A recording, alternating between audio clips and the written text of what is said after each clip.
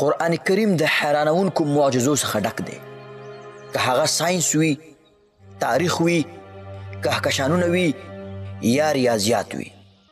په دې ویډیو کې موږ تاسو ته د قرآن کریم عددي معجزې څرګندول غواړو. په اول نمبر کې دی په قرآن کریم کې د سړي او ښځې مساوي ذکر. د سړو ذکر په قرآن کې 40 ځله راغلی، د ښځې ذکر هم په قرآن کې 40 ځله راغلی. دویم، د دنیا او د آخرت مساوي ذکر. د دنیا ذکر په قرآن کې 115 ځله راغلی او د آخرت ذکر هم په قرآن کې 115 ځله راغلی. دریم، د ملائکو او د شیطان مساوي ذکر. په قرآن کې د ملائکو ذکر 88 ځله راغلی او د شیطان ذکر هم 88 ځله راغلی. څلورم، په قرآن کریم کې د ژوند او مرګ مساوي ذکر.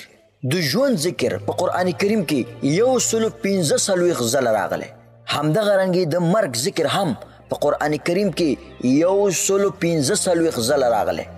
پنځم، د مصیبت او د شکر مساوي ذکر. په قرآن کریم کې د مصیبت کلمه 15 ځله راغلی. همدغه رنګې د شکر کلمه هم 15 ځله راغلی. آیا دا ټول تصادف دی؟ قرآن د الله رښتینی کلام دی چې هیڅ تیروتنه پکې نشته. د قرآن کریم د کلني دوران حیرانونکې شمیره وګورئ.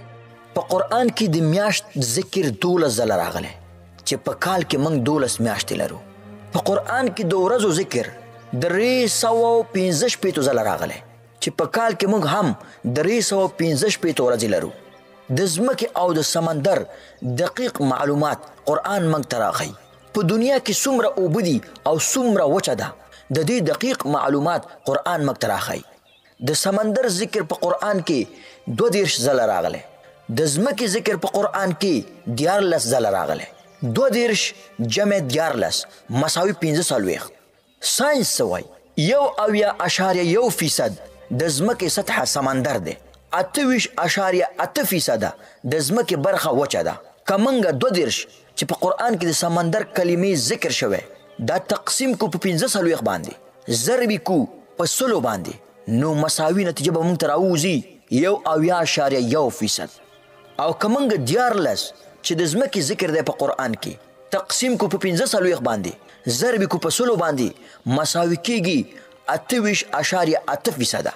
دا حساب دقیقا هماغه ده کوم چې ساینس ثابتوي. قرآن دا حقیقت 1400 کاله مخکې بیان کړی دی او ساینس اوس دې حقیقت ته ورسید. همدغه شانتې نورې معجزې د قرآن کریم.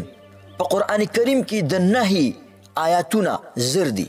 همدغه رنګې په قرآن کریم کې د امر آیاتونه هم زر دي. په قرآن کریم کې د ژمنې آیاتونه زر دي او همدغه رنګې د ویرې آیاتونه هم زر دي. په قرآن کریم کې هغه آیاتونه چې مثالونه ورباندې وړاندې شوي دي هغه هم زر دي. په قرآن کریم کې د حلالو په اړه 250 آیاتونه ذکر شوي او همدغه رنګې په قرآن کریم کې د حرامو په اړه هم 250 آیاتونه ذکر شوي دي. سبحان الله. آیا تاسو اوس هم شک کوئ چې دا قرآن د الله کلام نه دی؟ وَإِن كُنتُمْ فِي رَيْبٍ مِّمَّا نَزَّلْنَا عَلَى عَبْدِنَا فَأْتُوا بِسُورَةٍ مِّن مِّثْلِهِ وَادْعُوا شُهَدَاءَكُم مِّن دُونِ اللَّهِ إِن كُنتُمْ صَادِقِينَ. او که تاسو د قرآن په هکله شکمن یاست چې موږ خپل بنده ته نازل کړی دی، نو د هغه غوندې یوازې یو صورت راوړئ او له الله تعالی پرته خپل ټول مرستیالان وغواړئ که تاسې رښتیني یاست. محترمو ملګرو، که دغه ویډیو تاسو ته فایدهمند تمام شوی وي نو ویډیو ځان سره لایک کړئ او زموږ د تاریخ عبرت یوټیوب چینل ضرور ځان سره سبسکرایب کړئ.